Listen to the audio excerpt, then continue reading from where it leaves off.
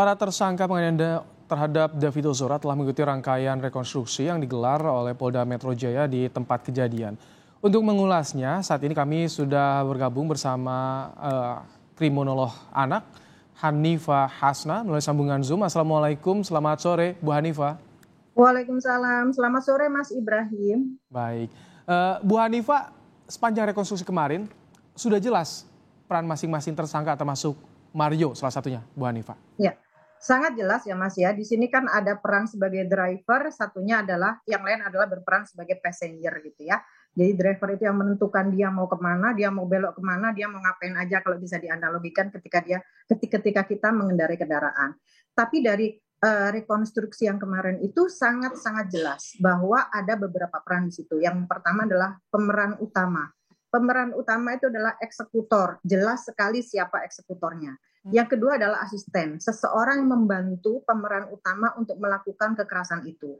Yang ketiga ada reinforcer. Reinforcer itu adalah seseorang yang datang ke tempat itu, terus membakar gairah si pelaku ini untuk melakukan kejahatan. Lalu dia itu juga biasanya melakukan pengambilan gambar atau memotret atau memvideokan, tetapi dia tidak melakukan apapun. Jadi dia ke situ hanya menghasut pelaku untuk melakukan kejahatan. Baik. Yang ketiga adalah defender. Defender itu adalah orang lain yang melihat kejadian, yang kemudian berusaha menghentikan kejadian itu, menghentikan kekerasan itu. Yang terakhir adalah outsider. Outsider itu adalah orang lain yang dia tidak terlibat dan dia tidak mengetahui apa yang harus dilakukan dan itu kejadian apa. Bu Hanifa, tadi Anda singgung soal pemeran utama dan juga asisten. Apakah di sini Anda melihat kuatnya pengaruh Mario terhadap pelaku lainnya?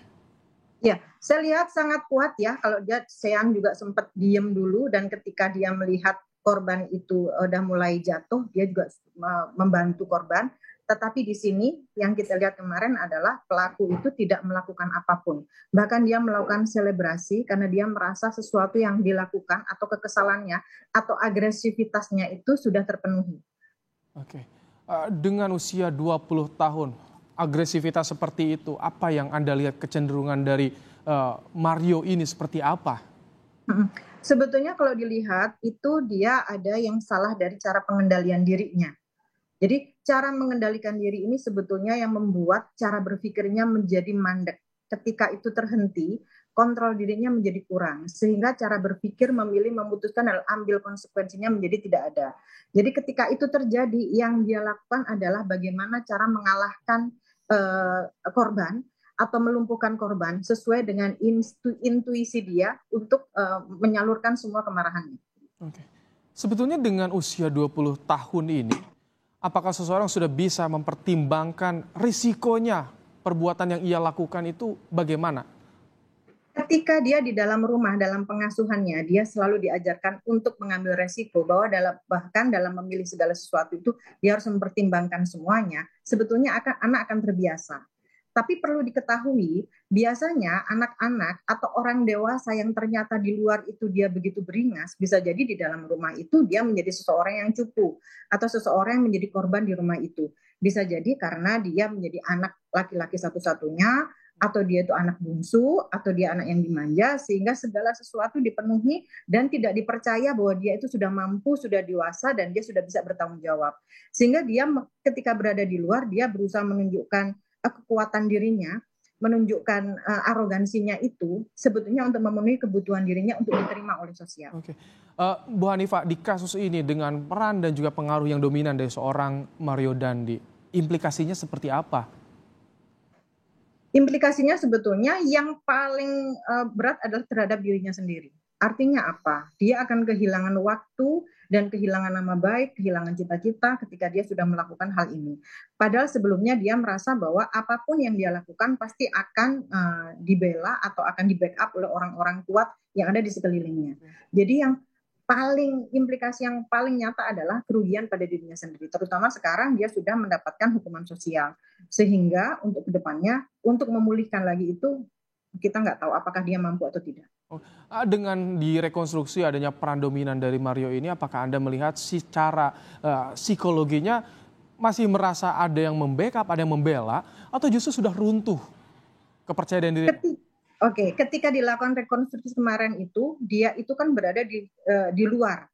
dia merasa bahwa dia itu menjadi kerdil karena di luar sana banyak sekali orang dan orang-orang itu justru membela David. Terus ada teriakan-teriakan yang memberikan semangat atau mencemooh sehingga dia menjadi seseorang yang sebelumnya dia itu menjadi superior, dia itu langsung inferior.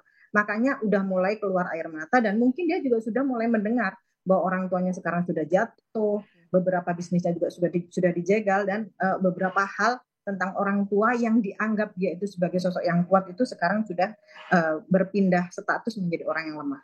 Oke. Kalau untuk dua pelaku lain bagaimana dengan pengaruh dari Mario ini? Akhirnya jadi terlibat juga.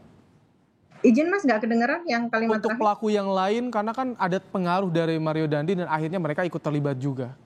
Nah, itulah Mas, itulah kenapa kita dari awal itu harus menanamkan kekuatan diri terhadap anak-anak ya. Jadi kontrol sosial yang rendah itu membuat anak-anak itu atau remaja atau mungkin bahwa orang dewasa itu menjadi melakukan kejahatan. Sebetulnya ada 4 hal yang bisa mengontrol perilaku kita untuk tidak berbuat jahat. Yang pertama adalah attachment. Attachment itu adalah ikatan dengan orang tua atau orang-orang terdekat kita. Sehingga ketika kita punya ikatan yang baik, kita akan terkontrol untuk tidak melakukan hal-hal jahat. Karena kita mengingat bagaimana orang tua kita, bagaimana pasangan kita, bagaimana dengan guru-guru kami. Itu yang membuat kontrol yang pertama. Yang kedua adalah komitmen. Komitmen terhadap apa? Terhadap cita-citanya, terhadap masa depannya. Ketika ini tidak ada pun, anak jadi mudah sekali untuk melakukan hal-hal yang tidak baik. Terus keterlibatan. Keterlibatan dalam hal apa? Ini Mario atau si Sean ini terlibat dalam kegiatan-kegiatan apa yang positif yang membuat mereka menjadi punya aturan-aturan tertentu yang membuat mereka terkungkung sehingga mereka tidak bisa melakukan kejahatan. Jadi terkungkungnya itu terkungkung secara norma, secara moral, secara nilai sehingga dia tidak melakukan kejahatan. Yang terakhir adalah bagaimana dengan belief-nya, bagaimana dengan kepercayaannya, baik terhadap Tuhannya, terhadap agamanya, terhadap normanya, baik terhadap norma masyarakat maupun hukum. Ini yang membuat seseorang, baik anak-anak maupun dewasa, menjadi rem ketika mereka mau melakukan sesuatu yang dianggap tidak baik. Ini kan ketika remaja, seperti apa filternya agar tidak masuk dalam tindakan kriminal, Bu Hanifah? Terlebih ketika ada pengaruh dari orang yang suka memerintah di kelompoknya. Oke, sebetulnya ini adalah apa ya namanya ya? Seseorang yang ketika kita berada dalam peer group tertentu, kita itu pasti akan melakukan pembenaran terhadap hal-hal yang dianggap benar oleh kelompok itu. Makanya anak-anak dari awal harus kita kasih warning bahwa yang boleh itu yang mana, yang tidak itu yang mana, dan kita kasih tahu apa konsekuensi dari hal itu. Ini yang kurang disampaikan, bahwa sebetulnya kejahatan itu terjadi ketika ada undang-undang atau ada aturan tetapi tidak disosialisasikan. Lalu punishment-nya juga tidak ditunjukkan. Ketika kita itu di sekolah-sekolah sudah disampaikan, ketika ada seorang anak melakukan kejahatan, maka hukumannya adalah sekian tahun penjara. Dan itu diucapkan setiap hari Senin atau sebulan sekali.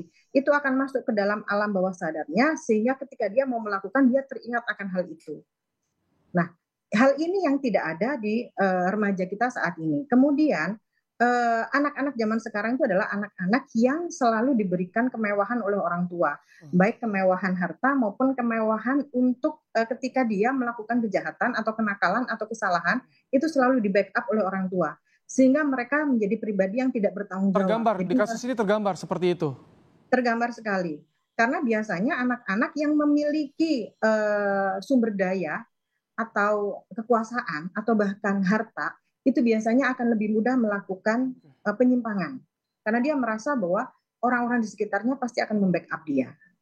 Bahkan ada beberapa penelitian yang menunjukkan, yang pernah diteliti kepada beberapa pengguna jalan raya yang menggunakan mobil mewah, itu rentang mereka melakukan penyimpangan atau arogansi itu lebih besar dari orang-orang yang menggunakan mobil kecil atau mobil sederhana. Baik. Karena mereka merasa bisa membeli undang-undang dan mereka bisa membebaskan diri dari kesalahan itu. Itu yang menjadi bahaya, terlibat dalam tindak kriminal. Terima kasih Ibu Hanifah Hasna, kriminolog anak, telah menyampaikan pandangannya dalam program Kompas Petang sore hari ini.